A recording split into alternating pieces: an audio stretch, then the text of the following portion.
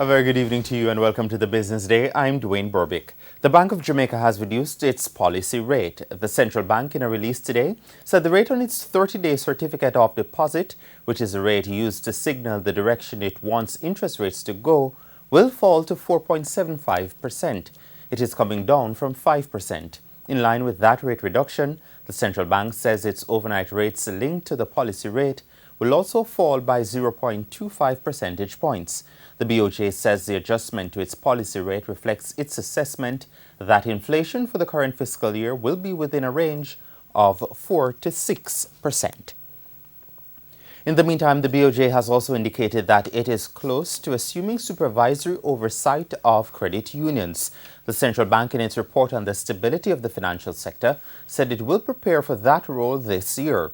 It is part of additional steps the BOJ says it will be taking in 2017 to improve resilience in the financial services sector.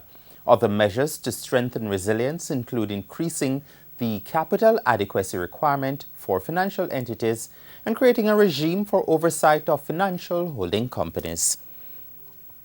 Currency trading ended today with the US dollar selling for $128.58. The Canadian dollar is selling for $96.11. The pound costs $160.28, while the euro is going for $136.50.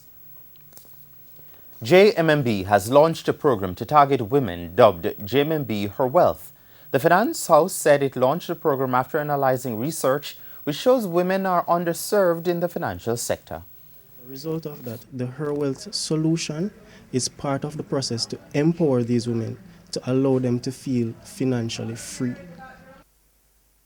JMMB was hosting the women at a seminar in St. Elizabeth recently. The price of oil rose to a near 1-month high in trading today. Oil for delivery in May gained 79 cents to settle at $51.03 per barrel. It is the highest price for oil since March 7. And trading on the Jamaica Stock Exchange ended the day with the main JC Market Index up more than 2,366 points, while the Junior Market Index was up more than 13.